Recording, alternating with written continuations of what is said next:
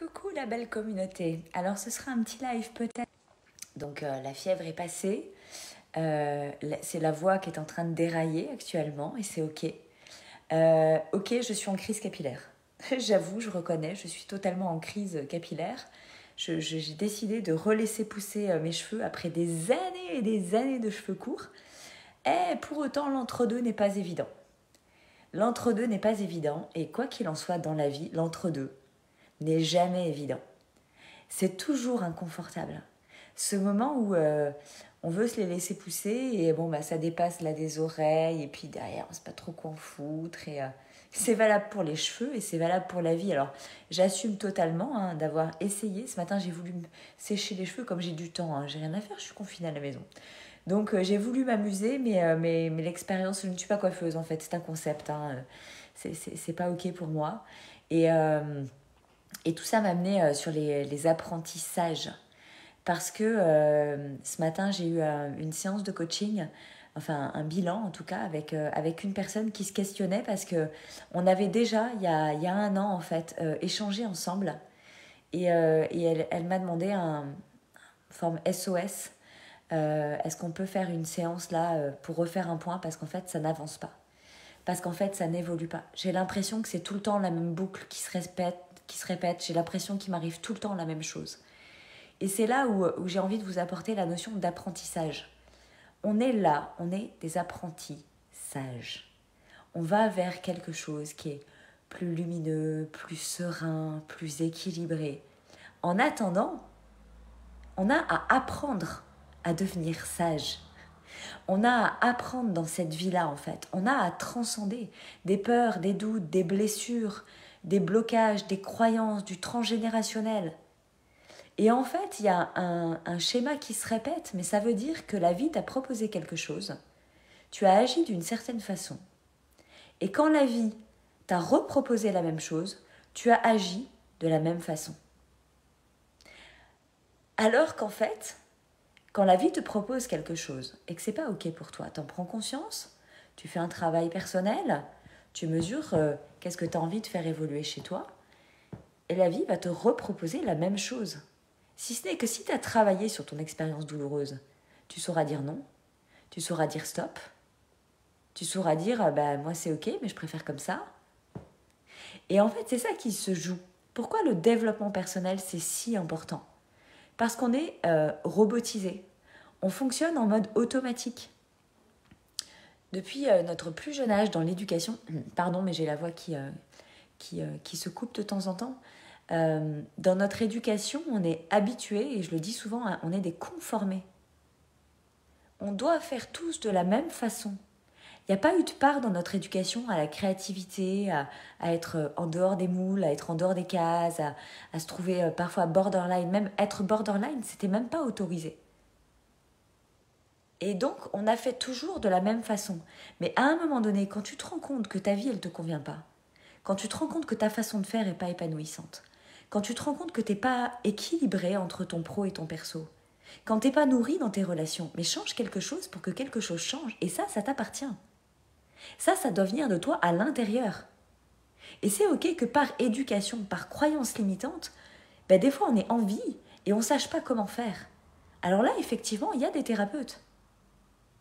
Il y a effectivement accès à des personnes qui viennent accompagner en fait ton schéma psychologique. Ça peut être des psychologues, ça peut être des coachs, ça peut être de l'art-thérapie, des thérapeutes, des médecines alternatives. Ça peut être plein de choses en fait, ça peut être de l'hypnose, ça peut être de l'acupuncture, ça peut être du reiki, ça peut être de l'access bar. Ça peut être plein de choses, tu as plein de choses qui sont à ton service en fait pour te permettre d'évoluer. Tu as les soins énergétiques, je sais pas, la liste elle est énorme en fait. Il y a vraiment plein de choses. L'idée c'est que, Delph, t'es mignonne, que je suis toute belle, t'as vu ? Je suis en crise capillaire, j'essaye de laisser pousser. On a plein de choses à notre disposition. Maintenant, si toi tu fais rien, qu'est-ce que tu crois qui va se passer dans ta vie ? Si tu prends pas soin de toi, si tu prends pas le temps de travailler sur toi, parce que ah oui mais j'ai pas le temps, ah mais j'ai pas l'argent. Non, t'as pas envie, t'as pas choisi. Et ça peut être ok que ce soit pas le moment pour toi maintenant, mais ne t'en plains pas. Tu peux toujours tout changer. Puisque c'est toi qui dirige, c'est toi qui es 100% responsable, c'est toi qui as 100% le pouvoir. Donc, tout le reste, c'est des excuses. Et moi, je juge pas ça. J'ai été comme ça. Je vous rappelle qu'à 35 ans, j'ai fait un malaise au volant de ma voiture sur l'autoroute parce que je voulais surtout rien changer à ma vie. J'avais trop peur du changement. Cette vie, elle était pourrie. J'étais en train de crever. Et je voulais pas changer. J'étais malheureuse et je voulais pas changer. Et c'est ok. Si tu sens que tu es en train de glisser, tu as le choix. Moi, j'ai senti que je glissais. Et j'y suis allée. J'ai glissé. J'ai glissé, je suis tombée. Ok. Et après, ben, j'avais le choix. J'avais encore le choix. Est-ce que j'allais me relever ou est-ce que j'allais rester à mourir avec mon burn-out au fond de mon lit?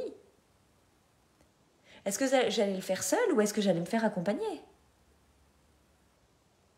Est-ce que j'allais faire en sorte d'aller un tout petit peu mieux pour reprendre ma vie d'avant? Ou est-ce que j'allais prendre de l'énergie pour changer les choses? En fait, qui m'arrive là aujourd'hui? Qui je suis devenue? Parce que j'étais pas comme ça il y a 7 ans. J'étais même aux antipodes de ce que je suis aujourd'hui. Et je suis une madame tout le monde. Je suis bien née sur cette terre en 1980, dans une famille décomposée, recomposée. J'ai une vie somme toute normale, pas plus tragique que d'autres, avec des phases de traumatisme. Voilà, je me suis mariée, j'ai eu des maisons, j'ai 3 enfants de 2 papas différents. Alors ça, c'est un peu original, mais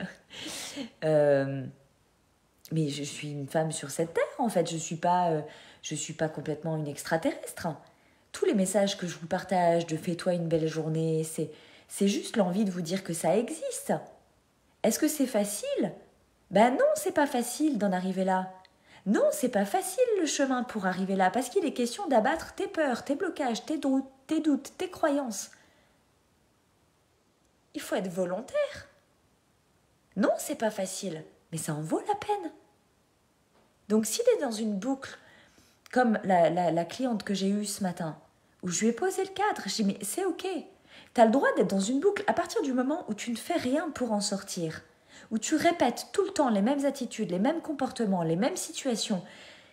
C'est toujours le même contexte qui va être généré par la vie. Qu'est-ce qu'on peut attendre si on fait rien de différent?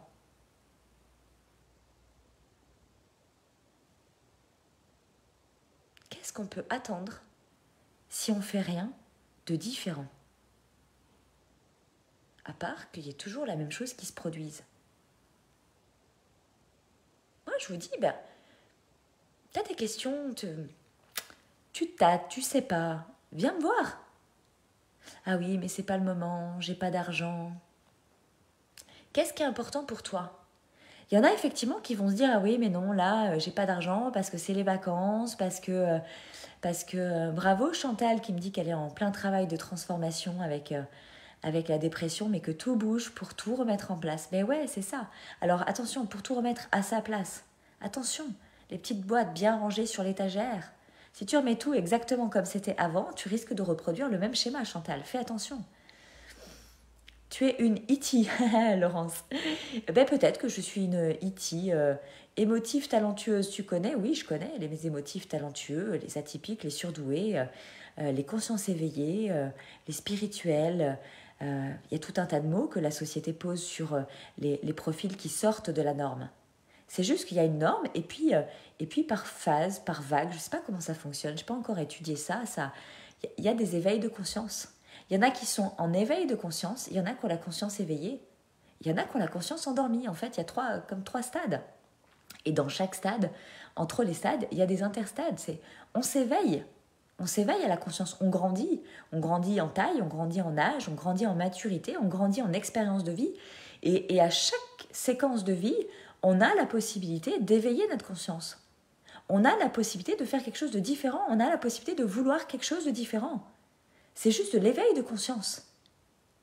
Il y a plein d'outils aujourd'hui, puis avec Internet et tout ce qui se développe sur la notion de développement personnel, justement. On a accès à tout plein de choses. Moi, je crois qu'aujourd'hui, être malheureux, c'est vraiment parce que... Alors, c'est violent ce que je vais dire. Hein. C'est pas parce qu'on le veut. Je sais qu'il y a des cas qui sont dramatiques. Il y a des choses qui se passent dans le monde où les gens sont profondément malheureux et où ils subissent. Et on peut se cacher derrière ça. Mais ici et maintenant, moi, j'ai le choix. Je vis dans un pays où je peux faire ça.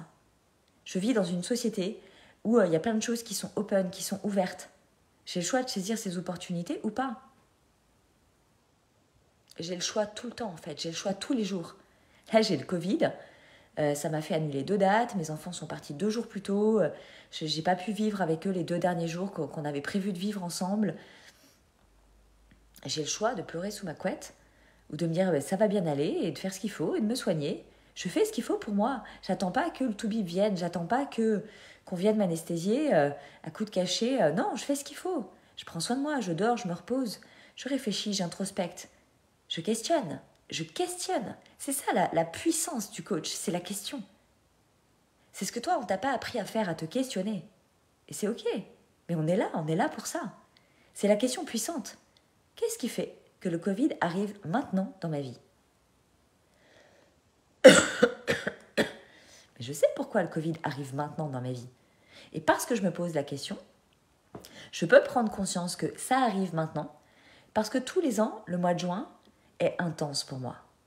Tous les ans, le mois de juin, c'est à la fois la fin de l'année, c'est à la fois la fin d'une année où j'ai intensément mes enfants, dont j'assume seule le quotidien, on va dire, dans une vie de maman où la maman, elle ne s'autorise pas à être malade, et que quelque part, tous les ans, début juillet, je suis malade.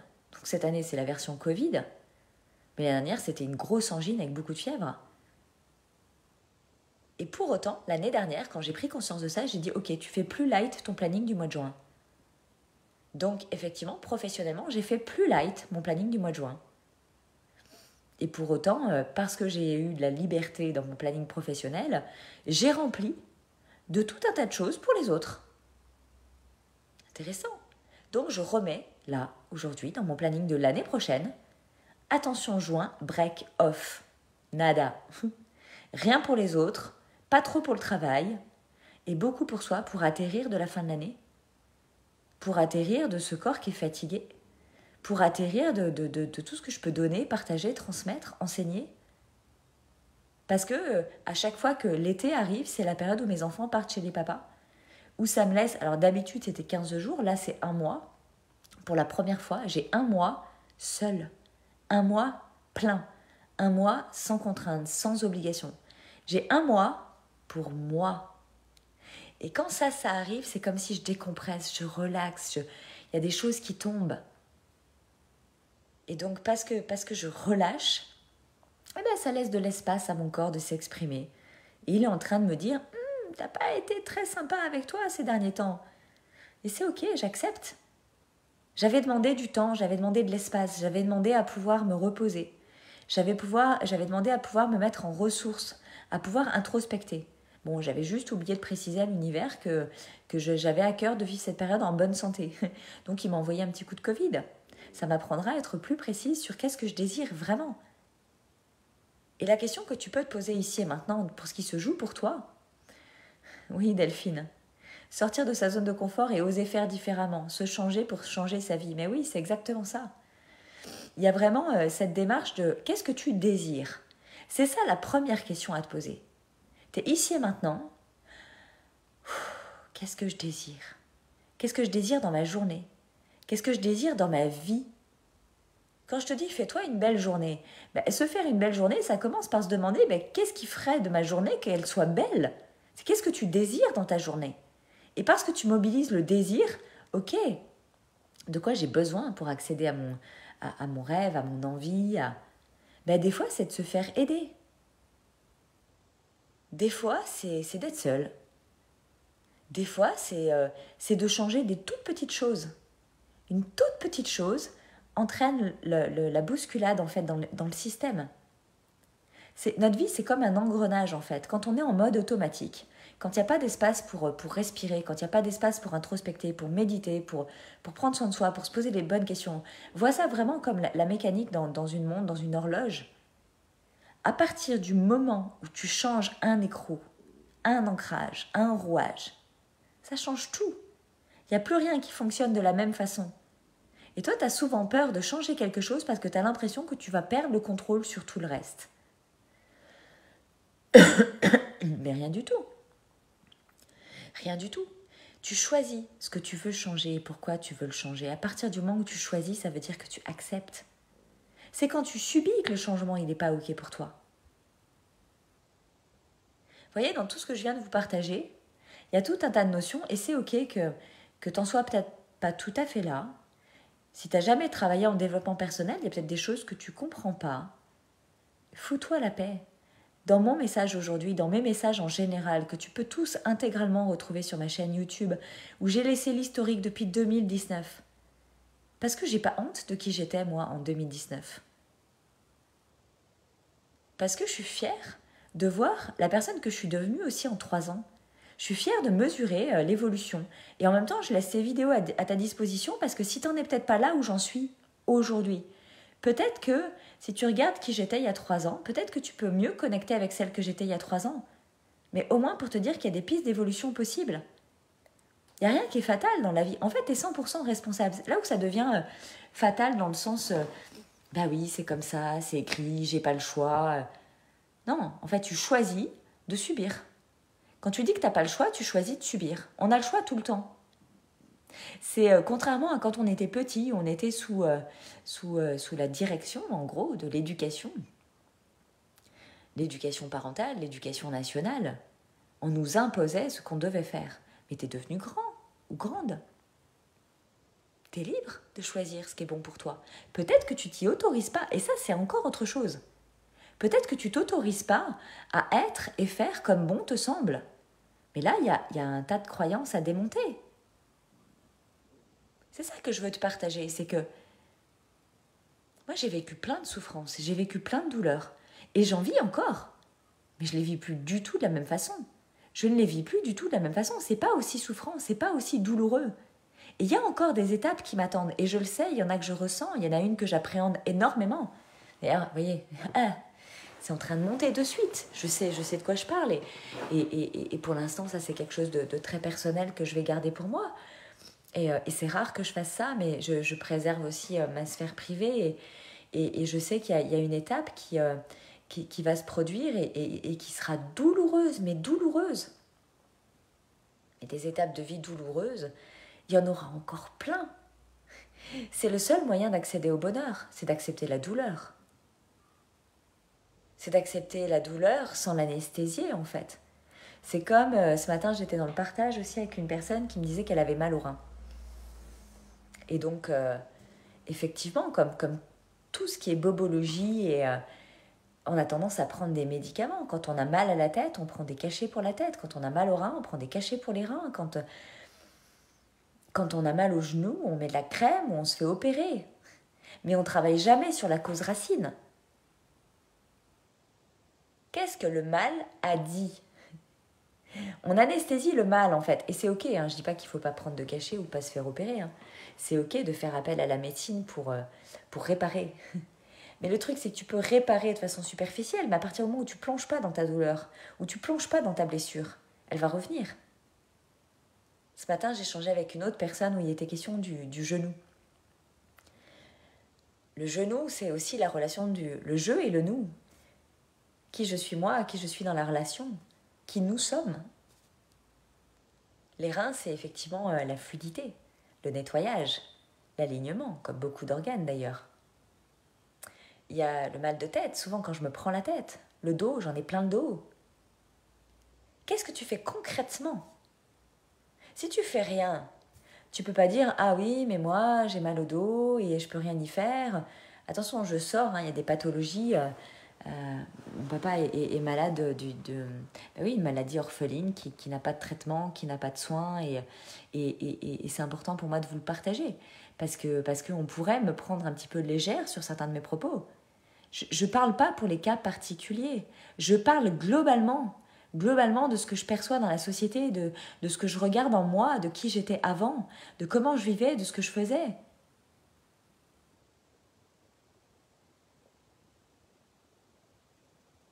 Merci Kat, je vous lisais, pardon. Je faisais une petite pause. Coucou Hello. Je faisais une petite pause lecture parce que c'est vrai que je pars souvent en live, mais Et je prends pas le temps de vous lire au moment où je suis en live. Et je prends le temps après, par contre. Sentez-vous libre de commenter, de questionner, de me venir en MP s'il y a des choses qui vous font vibrer. Je dis pas qu'il faut intégrer 100% de mes partages et de mes discours. Moi, je suis en partage d'expérience. Je suis en partage de ce que je vis, de ce que je vois, de ce qui se joue pour moi, de ce qui se joue dans l'éducation que je porte à mes enfants, donc dans ce que je travaille avec mes coachés. Je suis dans le partage parce que si ça peut être utile pour toi, tant mieux. Si ça peut t'éclairer sur une chose. On sait que quand on voit une conférence, quand on prend un bouquin, on perd 90% des informations très très rapidement. Ce qui est pas important, c'est de garder 100%. Ce qui est génial, c'est d'en garder 10% et d'en faire quelque chose concrètement. Donc pour ceux qui me suivent, qui m'écoutent, pour qui ça fait sens et que ça vient faire vibrer, ok. La question c'est, qu'est-ce que tu désires dans ta vie? Et dans ce que je te partage qui te fait vibrer, qu'est-ce que tu en fais concrètement? Comment tu t'aides? Comment tu vas vers tes rêves? Comment tu vas vers ton objectif de vie? Des fois, ton premier objectif, en fait, ton premier petit pas, c'est peut-être de trouver ton objectif de vie, tout simplement. C'est souvent comme ça. Il y en a qui viennent vers moi, qui me disent, en fait, je suis un peu embêtée, j'ai demandé un bilan, mais je sais qu'en coaching, il faut un objectif. Ouais, j'ai un problème de mèche. Pour ceux qui arrivent en cours de live, je suis en crise capillaire. J'ai cherché une coiffure différente ce matin, ça n'a pas bien marché, donc c'est assez rebelle. Mais c'est très à mon image, hein, un peu rebelle, un peu borderline. Ouais, 4 perso, tu as du mal à passer à l'acte. Le premier pas, c'est peut-être de trouver, en fait, qu'est-ce qui bloque. T'as du mal à passer à l'action, ok? Qu'est-ce qui bloque? Avant d'aller vers les rêves, avant d'aller vers l'objectif, ce que je disais, c'est tous ceux qui n'osent pas venir vers moi parce qu'ils n'ont pas d'objectif, ils n'ont pas de mission de vie, ils n'ont pas de... Ouais, mais commence par faire quelque chose. Et te trompe pas dans les étapes. Les étapes, c'est pas de passer de là à là. Pour aller de là à là, il faut passer de là à là, à là, à là. Un pas après l'autre, un jour après l'autre. Ça faisait partie du gros message que je communiquais il y a 4 ans. Et je me suis appliquée. Ouais, Aziza, c'est compliqué de trouver son objectif de vie. C'est compliqué de trouver son objectif de vie à partir du moment où on ne se reconnaît pas, où on ne sait pas qui on est, où on n'accepte pas qui on est. On a du mal avec qui on est. On cherche son objectif de vie à l'extérieur de soi, en fait. Alors que tout est énergie, en fait. Tout est à l'intérieur. Moi, je ne croyais pas à cette phrase il y a 7 ans. Il y a 4 ans non plus, d'ailleurs. Je suis la preuve qu'on peut évoluer. Moi, j'ai bien pris conscience que tout était à l'intérieur de moi. C'est ma vibration, c'est mes intuitions, et puis c'est pas moi et ma gueule, c'est moi pour moi au service du monde, au service de ceux que je peux aider, pour ceux pour qui ça pourrait aider à rendre la vie plus légère, plus fluide, plus sereine. Et je ne sais pas tout. Je vais encore apprendre des choses parce que la vie, elle me réserve encore des surprises. Mais quand je disais en début qu'on est des apprentissages, et nous sommes en apprentissage, on a à apprendre à chaque période de vie. On a à apprendre de nous, on a à apprendre de la vie, on a à apprendre des autres. Et je crois que c'est ça qui rend la vie belle, qui rend la vie riche. C'est quand on apprend, c'est quand on évolue. Moi, jusqu'à il y a 7 ans à peu près, je pensais que la vie, c'était se marier, avoir des enfants, avoir un chien, une maison, et puis travailler très dur pour avoir de plus en plus de responsabilités, pour avoir de plus en plus de salaire, pour pouvoir, à la retraite, profiter.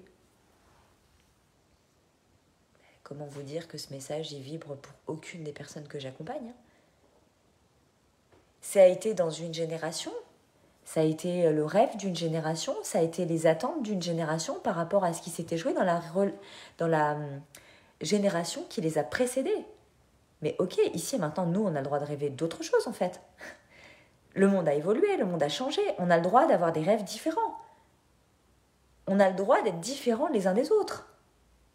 C'est pas parce que la génération d'après-guerre a été conformée ou pour relancer la machine, il fallait que tout le monde fasse pareil, c'était plus simple. Ok, ils ont choisi ça, ils ont accepté ça. Et depuis, le monde a évolué. Et pourquoi on se contraindrait à toujours faire comme ils ont toujours fait? Il y a beaucoup de ça dans les coachings avec pardon, je perds mes mots. Je vais vous dire 3 choses en même temps, ça fait entonnoir, ça a tout bouché. Il y a beaucoup de ça auprès des personnes que je coach. Parce qu'il y a la croyance de l'éducation, il y a la peur du petit enfant qu'on a été, qui ne veut pas déplaire à ses parents, qui a peur de ne pas être aimé, qui ne s'autorise pas, qui a toujours besoin de validation à l'extérieur de soi. Du coup, qui ne se sent jamais en sécurité à l'intérieur de lui-même. Et du coup, qui ne s'autorise pas à expérimenter la vie, à essayer, à rater, à recommencer jusqu'à réussir. Parce qu'il n'y a pas d'expérimentation, il n'y a pas d'apprentissage. Et si tu n'expérimentes rien et que tu n'apprends rien, il n'y a rien qui change en fait. Donc ici et maintenant, je ne sais pas ce qui se joue pour toi. Moi, je n'ai pas de sujet en fait. Je ne coach pas un sujet en particulier. Moi, je coach des hommes et des femmes qui ont à cœur d'évoluer. Qui ont à cœur de...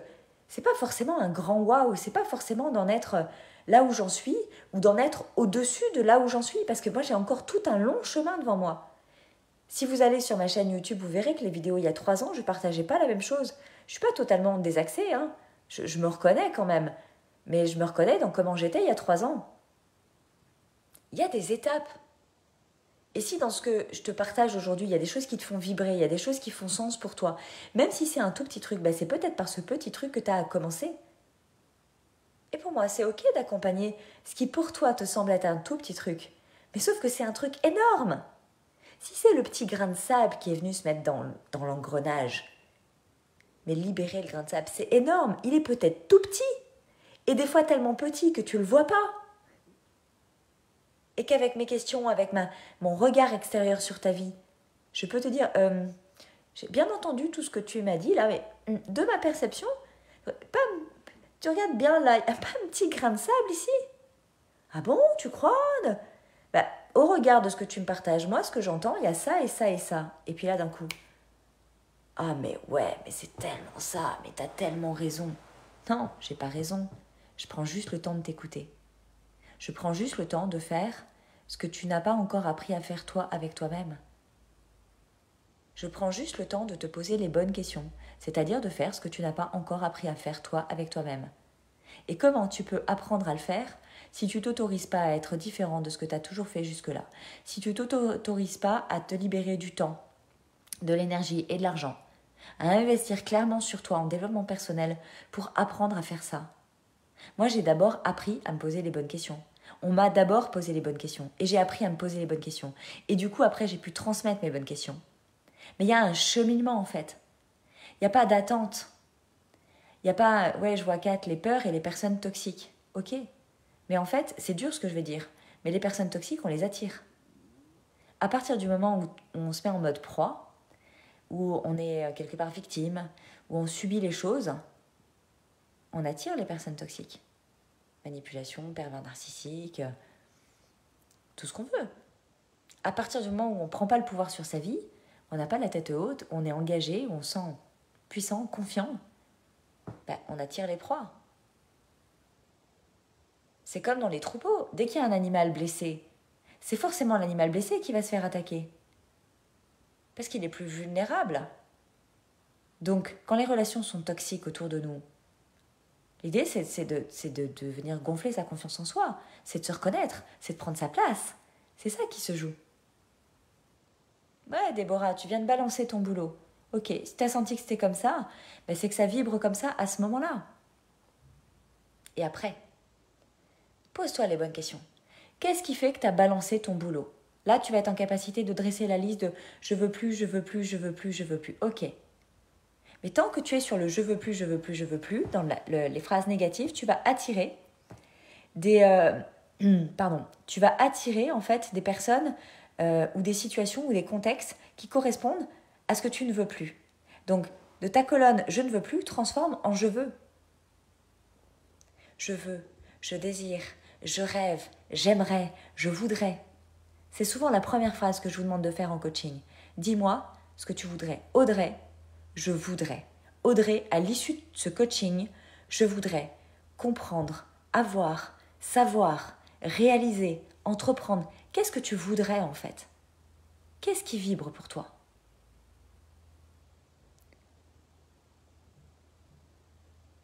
Ah, Ziza, ça c'est clair que tu as le don de poser les questions qui piquent. Oui, merci Kat, avec plaisir. Regarde en replay, ce sera disponible. Et il y a tous les sujets, alors tous les sujets qui me viennent. Je fais de plus en plus de live maintenant pour alimenter la chaîne YouTube, pour que vous puissiez voir des bouts. Et puis là, vous voyez, le Covid m'offre l'espace-temps où je ne suis pas contrainte de timing dans mon agenda. Et je me rends compte que j'ai plaisir à faire des lives qui sont longs. Je me contraignais, je crois, à faire des lives très très courts. Parce que je sais que vous n'avez pas le temps d'écouter. Parce que je sais que vous ne prenez pas ce temps-là. Mais pour moi, c'est OK maintenant de m'autoriser aussi à, pour ceux qui le souhaitent, à avoir plus de contenu. Je ne vais pas faire... Oui, vas-y Chris, je voudrais te poser une question, André. Ben, pose-moi une question, Chris. Fais ce qui est bon pour toi. Alors, je ne sais pas si je la verrai passer dans le fil parce que je vois qu'il y a pas mal de messages et je ne les vois pas tous. Mais c'est s'autoriser à être, s'autoriser à faire. C'est désirer, rêver, vouloir grand et projeter. C'est pas faire un plan en fait, c'est rêver. C'est projeter le contexte, la situation favorable. Quelle femme j'ai envie de devenir? Quel homme j'ai envie d'être? Qu'est-ce qui me ferait vibrer en fait? Qu'est-ce qui me ferait vibrer? Et de venir aligner tout ça et d'accepter qu'on est en apprentissage. C'est ça qui est dur. Plus on avance dans l'âge et plus on croit qu'on doit être bon, qu'on doit être doué, qu'on doit savoir, qu'on doit réussir. Mais en vrai, on ne doit rien du tout à personne. On est toujours en quête. À chaque tranche de vie, on est en apprentissage. Et moi, je vais communiquer de plus en plus là-dessus parce que je me rends compte que ça pêche. Je me rends compte que ça pêche, qu'on oublie qu'on est là pour apprendre et qu'il n'y a pas d'âge pour apprendre. On nous l'a dit et on n'en a rien fait. Il n'y a pas d'âge pour apprendre. De 7 à 77 ans et même à 107 ans, on apprendra toujours quelque chose. Alors pourquoi cette quête de perfection? Pourquoi cette quête de tout bloquer, de tout verrouiller, de se sécuriser dans ce qu'on sait, dans ce qu'on maîtrise? Parce qu'on n'ose pas aller au-delà de la zone de confort, par peur de se cascader, par peur du jugement des autres.